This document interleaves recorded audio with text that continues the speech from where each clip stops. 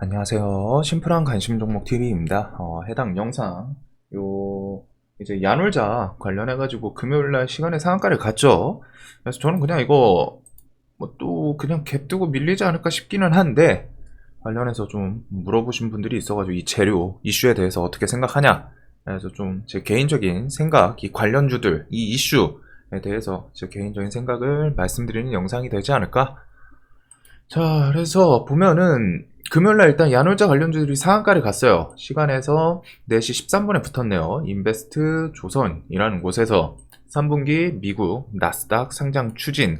그래가지고 요 부분에서 관련주들이 야놀자 관련주를 일단 알고는 있어야겠죠. 그래서 SBI 인베스트먼트, 아주아이비 투자, DSC 인베스트먼트도 야놀사 한 달이 엮여 있던 걸로 기억을 하긴 하거든요. 근데 얘는 지금 시간에 좀 반응이 약하네요. 그리고 여기에 이제 2019년도인가에 하나투자증권 여기서 400억인가 투자를 했던 이력이 있습니다. 그것 때문에 하나투자증권 요거 시간에 오르고 증권우는 당연히 가벼우니까 시간에 더 세게 반응을 한 것 같아요. 오랜만에 보네요. 노홍철씨. 자, 그래서 요런 내용 때문이지 않나. 야놀자 뭐 나스닥 상장한다고 하니까. 그래서 보통 거기서 가장 대표격으로 엮였던 거는 SBI 인베스트먼트로 좀 기억을 합니다. 보통 저 야놀자 이슈가 나왔을 때. 그래서 SBI 인베스트먼트가 저 7월달 여기도 아마 야놀자였을 거예요. 야놀자 보면은 작년 7월이죠. 7월 8일 이때 요거였다. 손정희 펀드 투자, 이게 소프트뱅크죠. 소프트뱅크에서 투자한다. 그래가지고 요거 때문에 7월 8일 요거 갭 뜨고 와장창 무너져 놓고 며칠 뒤에 또 야놀자 뭐 나스닥 상장 요런 이슈로 좀 끌어올렸던 걸로 기억하는데, 나스닥 IPO 시동 건화, SBI 인베스트먼트 등 관련주 소프트뱅크 투자 소식에 야놀자 나스닥 상장 추진 기대감, 제2의 쿠팡. 기본적으로 갖다가 우리나라에서 나스닥 상장이라는 게 좀 상징성이 큰 게 쿠팡이 진짜 대박을 쳤었기 때문에, 쿠팡 그것 때문에 나스닥 키워드가 붙으면은 좀 더 강하게 움직이는 것 같아요. 특히 쿠팡 진짜 완전 대박을 쳤었죠. 그래서 쿠팡 관련주도 이런 식으로 하다가 가장 대표격인 게 동방이었는데, 얘도 진짜 시원하게 2,000원짜리가 만원까지 갔었습니다. 뭐 지금 시장에서 뭐 5배 이런 거는 뭐 그렇게 크다라고 하기, 근데 크죠. 이건 크긴 해요.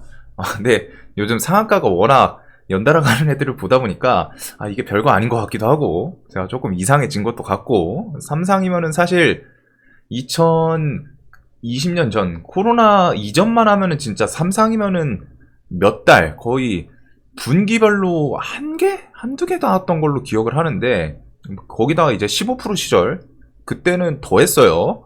정말 희귀한데 요즘 상한가가 워낙 연달아 나오는 게 많다 보니까 일단 조금 잡설이었는데, 자, SBI가 그런 걸로 얘가 여기 보통 움직였던 것들은 거의 다 안 봐도 야놀자 이슈일 거예요. 아니면 창투사 뭐 투자 관련해서 뭐 코인 올랐을 때 뭐 그런 거 엮었을 수 있기는 한데, 제 기억으로는 7월 이후부터 시세 줬던 SBI는 10개 중에 8개는 야놀자 상장 이슈였습니다. 자, 그러면은 여기서 생각할 수 있는 게 뭐냐, 야놀자가 자꾸 상장 얘기는 나오는데 계속 그냥 지나간단 말이에요. 상장할 거다 하고서 지나가고, 상장할 거다 하고 지나가고, 상장할 가능성은 당연히 있겠지.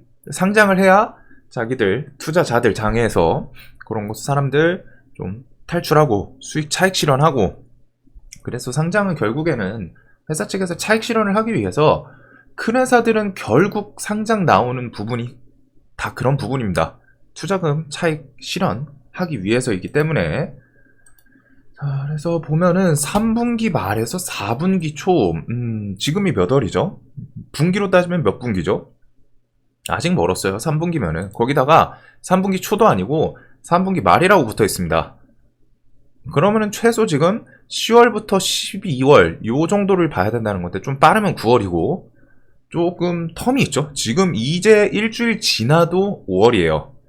아직 4월이고 5월인데 4달 동안 얘가 계속 오를 것이냐? 아니란 말이에요. 그래서 요 부분은 저는 조금은 아쉽죠.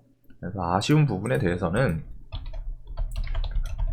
정리를 하자면은 얘가 3분기 말 4분기 초 엄청 멀다. 지금 4월이에요. 10월은 돼야 된다는 건데 5개월 정도 걸리죠. 플러스 아쉬운 거에 대해서 작년부터 계속 상장 이야기는 나왔다. 상장 가능성, 상장할 것이다. 이거는 계속 나오기는 했어요. 근데 결과적으로 아직 그렇다 할 움직임을 보여주진 않았죠. 얘는 야놀자가 나스닥 상장 그 이슈 자체가 좀 커서 그런지 그 뉴스 붙이면은 좀 해먹는 게 꽤 심합니다. 그리고 여기 분봉 기억하실지 모르겠는데 지금 7월달 게 안 보일 것 같은데 잠시만요. 나오나? 나오네. 자, 분봉이 엄청 그 화려해요. 지금 이게 15분봉이잖아요. 3분봉으로 당기면은 자, 이런 식으로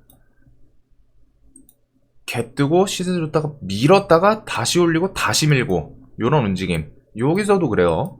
여기서도 분봉이 화려하죠. 땡겨 올리고 5% 밀었다가 올렸다가 밀었다가 또 올렸다가 확 밀었다가 막판에 또 이제 동시호가에서 올리고 이런 식의 변동성. 결과적으로 좀 좋은 움직임들은 아니기는 한데 분봉도 좀 난잡했습니다. 그래가지고 기본적으로 이건 작년부터 계속 얘기는 나오는데 알맹이가 없어요. 요런 거는 조금 아쉽죠. 그래서 저는 월요일날 갭더도 사실 일단 구경이에요. 월요일날 갭더도 저거를 내가 뭐 매매하고 지지고 복구할 이슈는 아니지 않나. 기간도 멀고 작년부터 뭐 계속 얘기는 나오면서 그걸로 해먹는 움직임이 계속 나오긴 나왔었거든요. 그래가지고 그건 조금 부담스럽죠. 분봉 움직임만 봐도. 그래서 아쉬운 부분은 요거예요. 대신에 좀 생각을 해볼 수 있는 부분은 자, 긍정적인 요소? 근데 이거는 지금 당장 발현된 바로 발현되는 그런 부분은 아니에요. 그냥 저 야놀자가 나스닥 상장에 대해서 좀 기간이 언제일지 모른다라는 점. 기간이 언제일지 모른다라는 점은 분명히 좀 부정적인 요소인데 여긴 부정적인 요소로 바꿔야겠다. 긍정적인 요소는 뭐가 있을까요? 결국 상장을 하긴 할 거다. 아주 높은 확률로. 결국 상장을 하긴 할 거예요. 왜? 투자자들의 차익 실현을 위해서. 요거는 이어지긴 하겠죠. 그 다음에 뭐 몇 가지 좀 엮자면은 인터파크를 인수했었죠. 야놀자에서 인터파크 작년 말이었던 걸로 기억을 하는데 인수를 했습니다. 지금 인터파크가 이름을 뭐 이상한 걸로 바꿨던데 그레디언트 그 바이오 회사 뭐 바꾼다고 했었는데 그레디언트로 바뀌었죠. 그래가지고 요거를 인수했습니다. 얘네들이 작년 인터파크 인수 등 적극적인 그 몸 부풀리기에 대한 움직임. 회사 크기를 키우는 거죠. 회사 크기를 갑자기 급격스럽게 키우는 경우는 보통 그 뒤에 무언가 목표가 있어요. 뭐 물론 이제 인터파크 같은 경우에는 같은 여행 업종 티켓이다 보니까 인수했을 수도 있지 않냐. 맞는 말이에요. 그렇기는 한데 그래도 기본적으로 갖다 이런 인수 움직임, 무언가 특별한 움직임이 나온다는 거. 회사에서 다른 회사 인수합병하고 몸집 키우려는 그런 움직임이 나온다는 거는 보통은 그 뒤에 무언가 노리는 게 있고 상장 쪽이 좀 가깝죠. 몸집을 키워서 상장할 때 시총을 더 키울 수 있는, 그래야지 저런 몸 부풀리기, 그래야지 가치를 더 인정받고 그만큼 상장할 때 뻥튀기 잘 되고, 그거에 따라서 장애 투자자들은 뭐 시총 그냥 날로 먹는 거죠. 아시잖아요, 우리나라. 특히 신규 상장주 대형주들 보면은 카카오뱅크 이런 식으로 했다가 땡겨 올리고, 그리고 SK바이오팜 이런 것들 이렇게 땡겨 올리고 어마어마하단 말이에요. 땡겨 올리고서 지옥 가고 있죠. 여기서 뭐 바이오판만 50만원, 100만원, 아 이거는 우리나라의 희망이다, 바이오 계열의 희망이다 이랬던 분들도 있는데, 저는 신규 상장주를 항상 말씀드리지만 좀 막 들고 가는 걸 좋아하지 않아요. 대부분 신규 상장주는 특히 그 같이 인정받았던 것 대비해서 막 뻥튀기 엄청 되면은 힘듭니다. 힘들어요. 쉽지 않아요. 그래서 지금 이런 곳에서 들고 계셨던 분은 거의 지금 1년, 2년 고통받고 있단 말이에요. 여기서 뭐 손절을 치셨으면 그나마 다행인데, 특히 우량주는 또 장기 투자한다라고 좀 생각하시는 분들이 있다 보니까, 바이오팜 이거 20만원 장기 투자한다고 들어갔다가 지금 막 이거 10만원 밑으로 밀려있으면 얼마나 고통이에요. 뭐 물론 2년, 3년 후에 올라올 수도 있지 않냐. 근데 그건 그때 가봐야 하는 거죠. 그래서 저는 대형주는 신규 상장하고 나면 특히 더 안 건드립니다. 뭐 쿠팡도 지금 나스닥에서 비슷한 차트를 그리고 있죠. 그래서 기본적으로 회사들은 상장에 대해서 같이 더 크게 인정받기 위해서 이런 움직임들이 있기는 해요. 상장하기 전에. 뭐 기업마다 조금 다르긴 하지만. 자, 그리고 조금 이제 비열을 썩자면은 방귀가 계속 나오면은 이제 흥가가 나온다, 이런 얘기도 있잖아요, 옛말에. 그런 식으로 다 상장 이야기가 지속적으로 나오고 있는 건 긍정적인 요소이지 않나.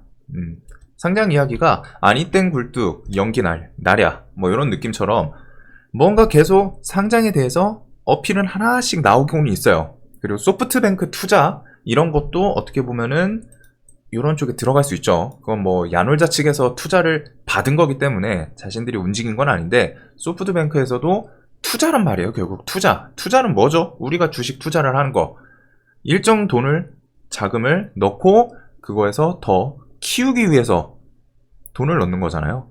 그래서 소프트뱅크에서도 야놀자에 대해서 투자 이슈가 있었고, 상장 이야기가 지속적으로 계속 나오고 있다. 자, 그 다음에 시황상 긍정적인 요소가 뭐가 있을까요? 우리 코로나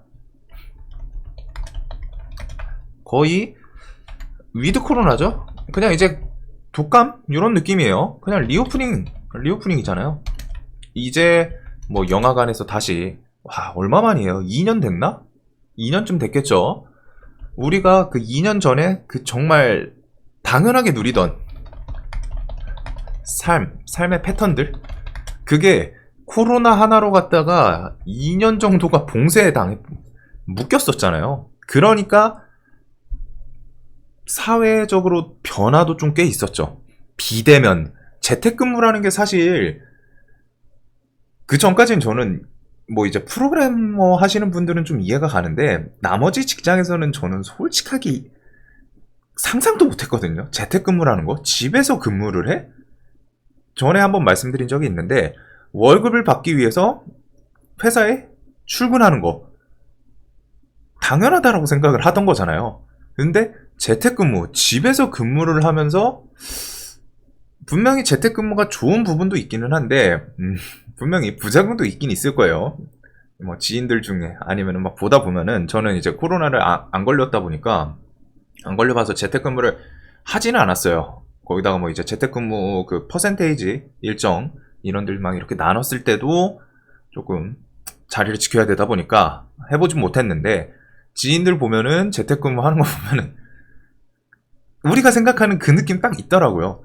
진짜로 집에서 하루 종일 일을 하시는 분들도 있겠죠. 하지만 10명 중 5분 이상은 집에서 일하면은 뭐 상사 눈치 볼 필요도 없겠다. 물론 해야 되는 일이 있으면은 그거 하고서 그 다음에 틈틈이 쉴 거 쉬고 얼마나 좋아요. 점심시간에 남 눈치 안 보고 침대에서 1시간 뭐 알람 맞추고 잔다던가, 아니면은 할 일 없으면은 그 프로그램 접속해놓고, 회사마다 이제 좀 재택근무 할 때 이제 뭐 로그인 프로그램이라던가 뭐 메신저 그런 게 있는 걸로 알아요. 없는 회사도 있겠지만.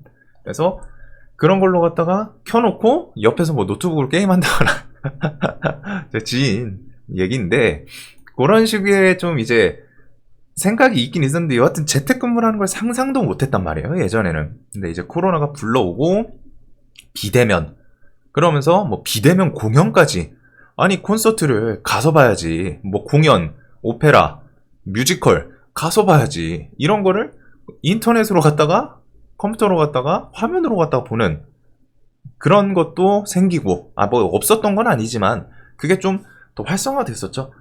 근데 이제 그 부분에 대해서 2년 정도 뺏겼었다라고 저는 생각이 드는데, 그런 삶의 패턴들이 돌아오기 시작합니다. 즉 여행업, 여행의 다시 활성화. 그리고 야놀자가 업종이 여행이잖아요. 관광업 대표 관련주 중 하나죠. 상장을 하진 않았지만 관광, 여행 관련해서 야놀자가 처음에 그 숙박, 모텔 요걸로 갖다 컸죠.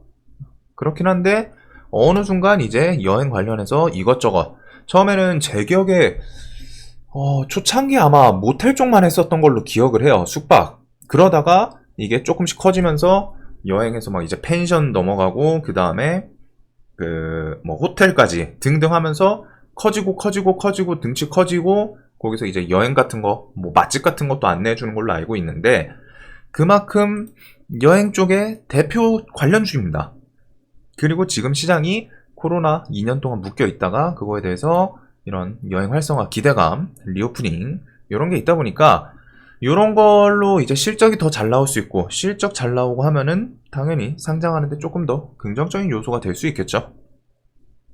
그래서 이런 지금 리오프닝, 여행업 활성화 이런 것도 얘네한테는 좀 수혜이지 않나. 그리고 이런 것도 결국에는 상장에 대해서 더 기대감을 불러일으킬 수 있는 시너지 정도로 볼 수 있겠죠. 자, 그래서 이제 그냥 뉴스에 대한 이제 개인적인 생각이고, 이런 것들을 좀 더 디테일하게 봤을 때는 야놀자 상장 주관사 골드만삭스와 모건 스탠리, 이게 작년에 어디였지? 작년에 우리나라 증권사에서 뭐 상장에 대해서 뉴스 있었던 게 있었던 걸로 기억을 하는데, 여기 있네요. 2020년 국내 상장을 목표로 미래에셋증권과 삼성증권을 주관사로 선정했지만 속도를 내지 못했다. 이후 상장 행선지를 미국으로 선회하며 지난해 9월 외국계 IB 투자자들로 재선정을 마쳤다. 자, 그래서 결국에는 이 뉴스를 좀 항상 보시면은 지금 포인트는 이거예요. 얘기는 계속 나오는 건 좋아. 근데 이게 없단 말이에요. 공식적으로 회사 측에서 상장 여부랑 시점을 공식적으로 언급 나온 적이 없어요. 이거는 어떻게 보면 좀 중요하죠.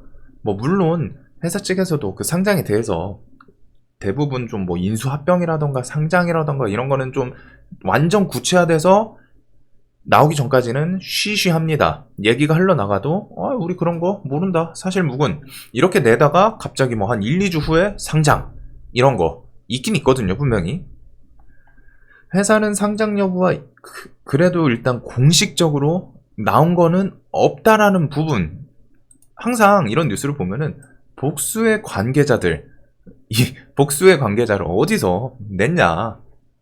자, 그리고 요거에서 어제 설명드렸던 뉴스 검색을 해보신 분이 있을지 모르겠는데, 자, 한번 봅시다. 야놀자.